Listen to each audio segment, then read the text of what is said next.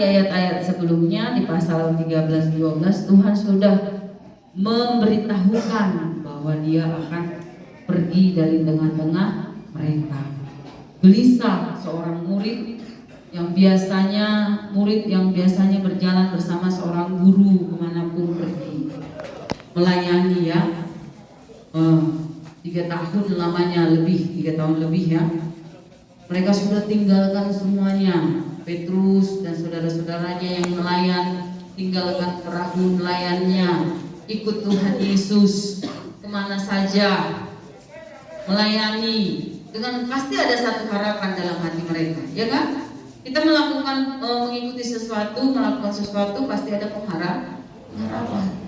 Iya, mereka mengharapkan ada sesuatu yang lebih baik ketika mereka tinggalkan pekerjaannya, ikut Tuhan Yesus.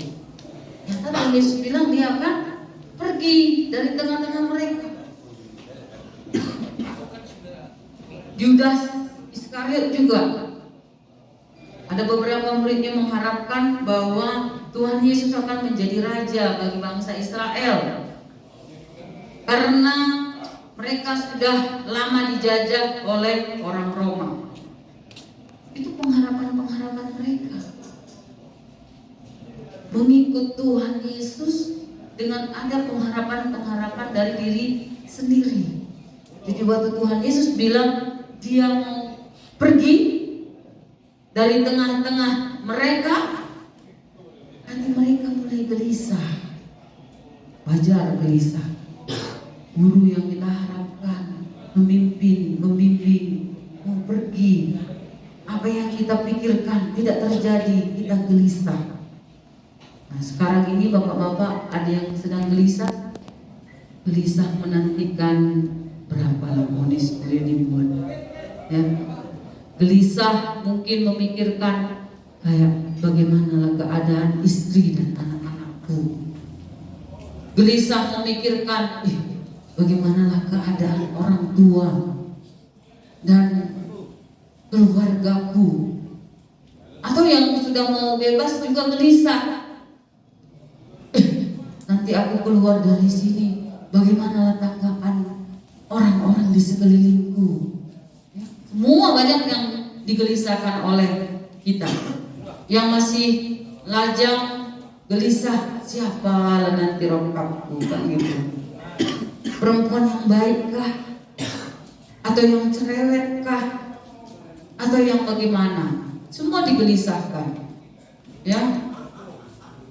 Orang yang ikut Tuhan Yesus yang sudah rajin ibadah, rajin berdoa, gelisah. Mungkin karena doanya belum dijawab, gelisah. Tapi apa kata Tuhan di dalam firman Tuhan untuk murid-muridnya dan untuk kita juga sekarang? Dikatakannya, janganlah gelisah hatimu, percayalah kepada Allah, percayalah juga kepadaku. Percaya, believe kata orang Inggris, faith, iman. Percaya sungguh-sungguh, percaya tanpa melihat. Itu yang Tuhan inginkan. Apa yang akan terjadi nanti, kita yakin bahwa Tuhan sudah merancangkan hal yang baik dalam hidup kita. Orang kadang melakukan hal yang tidak baik, tapi dosa satu kejahatan dasarnya adalah karena kegelisahan. Jadi jangan gelisah. Ini firman Tuhan untuk kita pagi ini. Tuhan bilang jangan gelisah. Kalau gelisah, ingat, percaya. Bapa kata Tuhan Yesus, percaya. Ini janji yang Tuhan kasih bukan hanya untuk murid-murid, untuk kita semua. Lalu Tuhan bilang apa ya? Kedua, di rumah Bapakku banyak tempat tinggal. Ayat 2 dan ayat 3 sampai ayat 5 itu mempertegas kepada kita bahwa kita yang hidup ini harus hidup percaya kepada Tuhan, karena surga itu ada. Ada lagu Sidani kan? Andai kata surga dan neraka tak tak pernah ada, katanya kan. Bagaimanakah kehidupan kita manusia? Tapi di dalam firman Tuhan hari ini, Tuhan Yesus menegaskan surga itu ada, rumah Bapa itu ada. Bahkan dia menyebutkan di dalam ayat ini sampai 5 kali, nanti hitung dulu. Kata tempat tinggal, tempat aku berada, sampai 5 kali dia tegaskan bahwa surga itu ada. Tempat bagi orang-orang percaya itu ada. Tujuan kita hidup itu adalah surga. Waktu kita gelisah tentang kehidupan ini, mari ingat kembali bahwa hidup ini hanya sementara. Kita ini di sini hanya warga negara asing bumi. Gak selama-lamanya kita tinggal di sini. Siapa yang selama-lamanya tinggal di sini? Ada yang mau selama-lamanya di bumi ini? Antara bapak-bapak ini? Opung saya aja yang umurnya 95 tahun sekarang ya, sudah tua. Dia sudah berdoa, Tuhan Allah mau ini. Artinya nggak ada manusia yang kepingin selama-lamanya hidup di bumi ini kan? Meskipun dia kaya, nggak ada yang mau selama-lamanya hidup di bumi ini. Jadi ketika kita gelisah, kita ingat semuanya hanya sementara. Apa yang bapak-bapak alami saat ini sementara. Tenanglah, tenangkanlah hatimu, kata firman Tuhan, supaya kamu dapat berdoa. Janganlah gelisah. Percayalah kepada aku dan percayalah juga kepada Bapa. Semua kita gelisahkan, semua kita gelisahkan. Kegelisahan yang begitu besar sehingga membuat kita lupa bahwa hidup kita di bumi ini hanya sementara. Sampai lupa kita kadang-kadang. Kita melakukan hal-hal yang di luar kehendak Tuhan, bahkan di luar pikiran kita sebenarnya, pikiran sehat kita. Karena kegelisahan kita biarkan bersarang di hati dan pikiran kita. Ada orang melakukan kejahatan itu bukan karena sebenarnya dia memang jahat dari lahir. Mana ada orang jahat dari lahir? Memang dosa sudah ada dalam hidup kita. Tapi itu karena kita menimbun kekhawatiran, menimbun kegelisahan hidup kita. Jadi saya mau sampaikan hari ini, jangan gelisah, kata firman Tuhan. Percaya kepada Yesus dan percaya kepada Bapa. Apa yang kita jalani sekarang hanya sementara. Ada sesuatu yang kekal yang Tuhan janjikan, yaitu rumah Bapa di surga. Gak punya anak lama nih, hidup ini kan seperti itu ya, udah besar, udah lajang, gelisah kapan nikah, kan gitu ya. Setelah menikah gelisah kapan punya anak. Setelah punya anak satu gelisah lagi kapan punya anak dua. Setelah anak-anak besar kapan anak-anak ini menikah. Semua dipikirin, digelisahkan. Boleh menginginkan sesuatu, tapi firman Tuhan bilang jangan sampai gelisah. Jangan sampai gelisah, jangan sampai khawatir, supaya kita tidak jatuh ke dalam dosa. Kenapa Tuhan Yesus bilang begitu? Supaya murid-muridnya jangan sampai jatuh ke dalam dosa. Mau perginya Tuhan rupanya. Udahlah, kembalilah aku kepada pekerjaanku sebagai nelayan. Gelisah, Yudas yang paling gelisah. Ternyata Tuhan tidak jadi raja atas Israel. Akhirnya apa yang dilakukan oleh Yudas? Dia menjual Tuhan Yesus. Dia menjual Tuhan Yesus karena kegelisahannya, karena keinginannya tidak sesuai dengan kenyataan. Ada istilah keren sekarang ya, kenyataan tak sesuai dengan ekspektasi katanya. Membayangkan nanti kalau sudah menikah, istri istrikulah yang melayani aku, ngasih makan aku, sediakan makan pagi. Rupanya setelah menikah harus sama-sama kerja. Suaminya harus nyuci piring, istrinya makan. Dipikirnya mungkin dia jadi raja, tidak sesuai dengan ekspektasi kita. Gelisah. Tuhan Yesus bilang hari ini jangan gelisah, karena Tuhan ingin kita percaya kepada Bapa dan percaya kepada Yesus. Ada yang kekal yang Tuhan sediakan.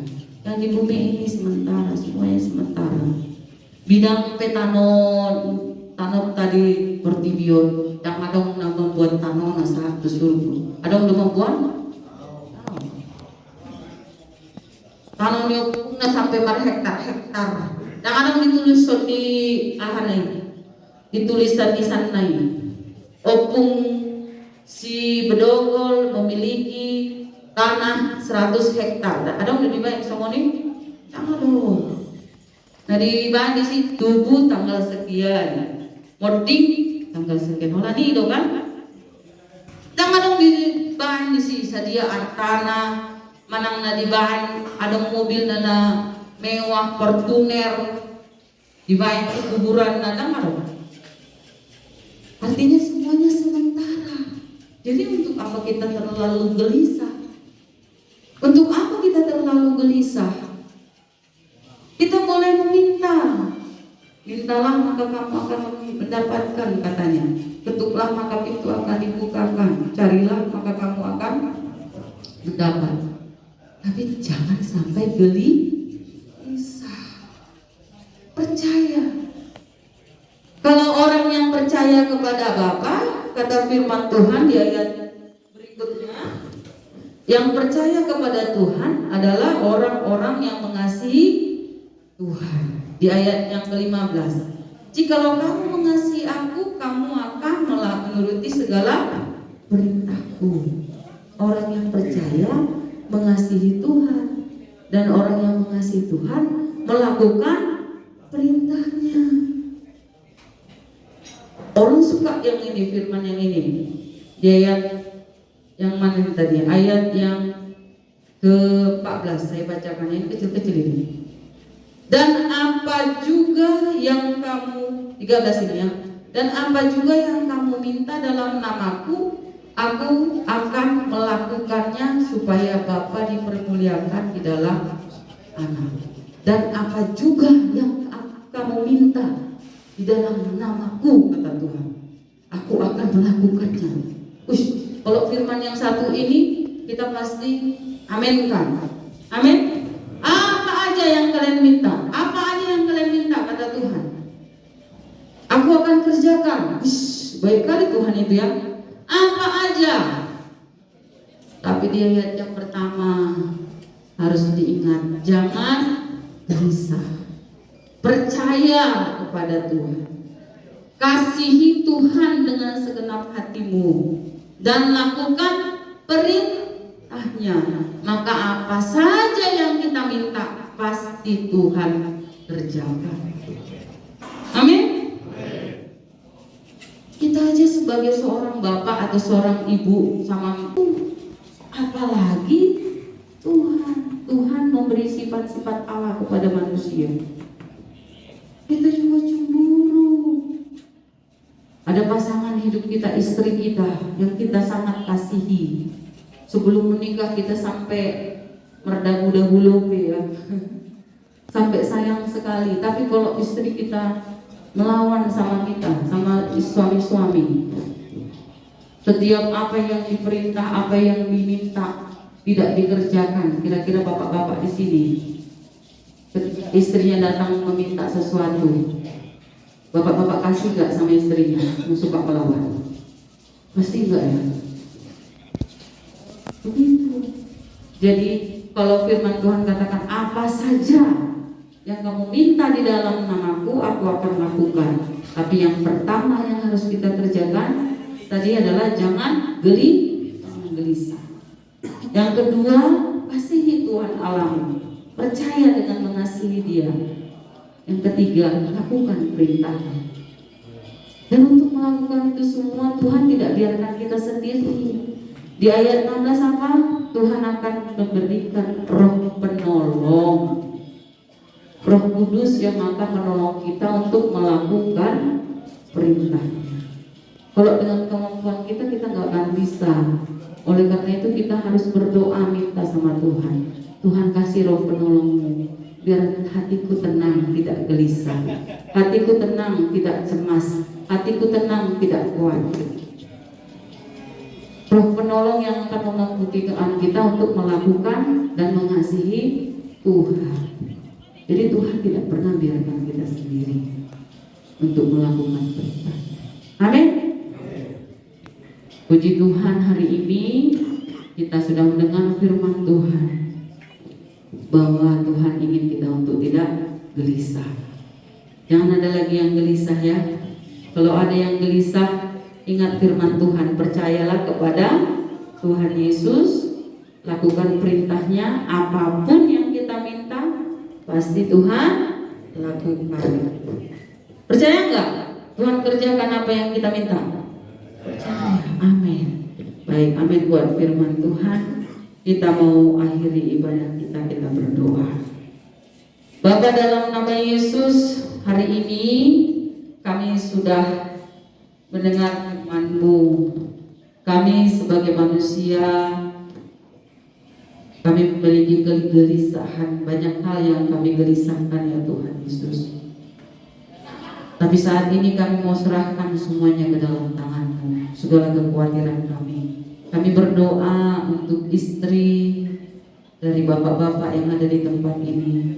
Engkau yang memberkati istri-istri dan anak-anak mereka yang mereka tinggalkan di sana Tuhan.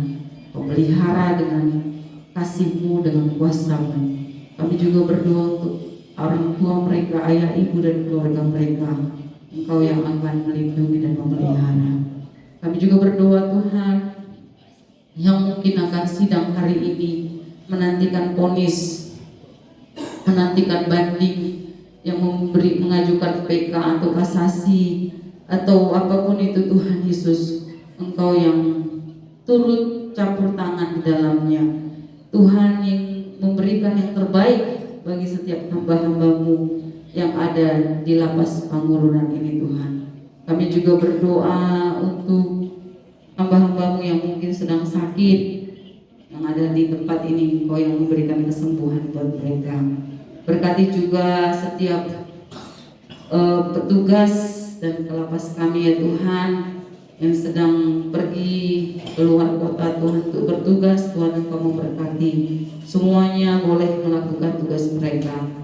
Apa yang sudah dibekali di tempat ini, itu menjadi bekal untuk melakukan pekerjaan baik di tengah-tengah masyarakat, sehingga nama Tuhan boleh dipermuliakan. Terpujilah nama-Mu ya Tuhan Yesus. Kami bersyukur untuk segala sesuatu yang Tuhan kerjakan buat kami. Di dalam nama Yesus, mari kita doa yang diajarkan oleh Tuhan Yesus kepada kita sama-sama. Bapa kami yang di surga, datanglah kerajaan-Mu, jadilah kehendak-Mu di bumi seperti di surga. Berilah kami pada hari ini makanan kami yang secukupnya, dan ampunilah kami akan kesalahan kami, seperti kami juga mengampuni orang yang bersalah kepada kami. Dan jangan bawa kami ke dalam pencobaan, tapi lepaskanlah kami daripada yang jahat. Karena Engkau yang punya kerajaan dan kuasa dan kemuliaan sampai selama-lamanya. Mari kita arahkan hati kita mau menerima berkat dari Tuhan. Tuhan memberkati engkau dan melindungi engkau. Amin. Tuhan menyinari engkau dengan wajahnya dan memberi engkau kasih karunia. Tuhan menghadapkan wajahnya kepadamu dan memberi engkau damai sejahtera. Dan biar damai sejahtera dari Allah Bapa, sukacita dan anugerah dari Tuhan Yesus, serta penyertaan Roh Kudus menyertai kita sekarang dan sampai selama-lamanya. Bapa, terima kasih. Bapa, terima